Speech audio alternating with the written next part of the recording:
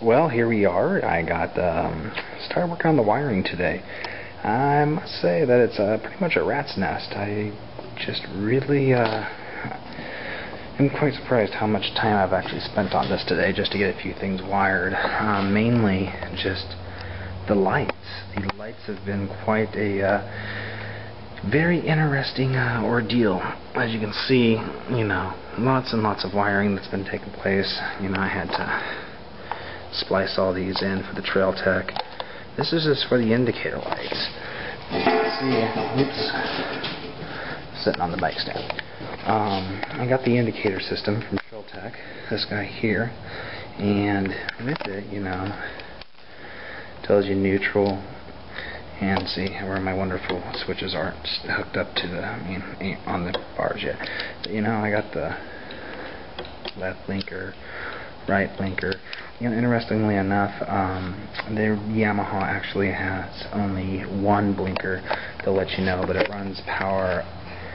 It basically switches the ground between the power and the ground on them to achieve that. So with the Trail Tech, because it has shared ground systems, I had to make it a dual blinker system, which is okay.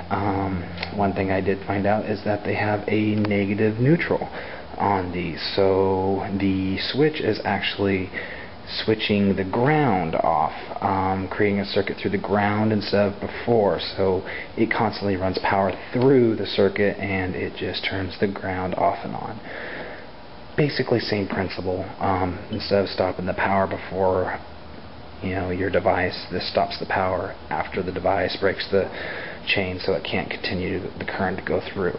That caused an issue because the Trail Tech uses shared power on shared ground on both sets of lights. So one set of lights is on one shared ground, the other set of lights is on another shared ground. So with that, I had to improvise a little, and actually you can see this right here. This little guy is actually going to be used for the high beam light. I'm going to just drill and put in here because there is technically the only ground. It does work, but the grounding is through the frame currently. So I do kind of want to put a ground strap from the front end and the back end, mainly because the only shared area between these two that connect them is the pivot in the neck of the motorcycle. So that goes through. I'm pretty sure it won't be a big deal, high beams, but just for a light on the dash. As you can see, I do got the dash in with everything.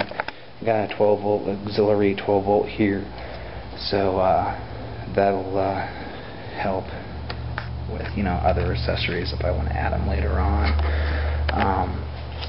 Do have the headlight working, as you can see. That's the low beam, and this is the high beam. I'm thinking about maybe putting a relay in. I really don't, mainly just for the ability to run both lights together. I'm not sure. Could also do a diode across them, but a relay is kind of one of the nicer things, a single pole double throw. So we'll see. Go ahead and turn that off. I haven't even started working on the back end yet. There's nothing I really need to do on the back end. As you can see, this is the only fuse that's on the XT225 stock, so right here. So I'm actually going to remove that, and that will actually be getting replaced with, and let's see if I can find it up here. This has kind of become my catch-all here. I guess I don't have it up here. And I thought I did. Well, maybe it's over here. As you can see, everything is kind of a mess right now. I've been frantically trying to get stuff done, and in the process managed to make a huge mess. Here's my soldering station, and there's my tapping station, and that's my torquing station, and yeah, as you can see, just lots of stuff. This just became the catch-all station. Anything that does and doesn't belong. So, trying to find the little fuse. Well, anyway, I have a fuse box that gets mounted up underneath. I was pretty sure it was up here. There it is.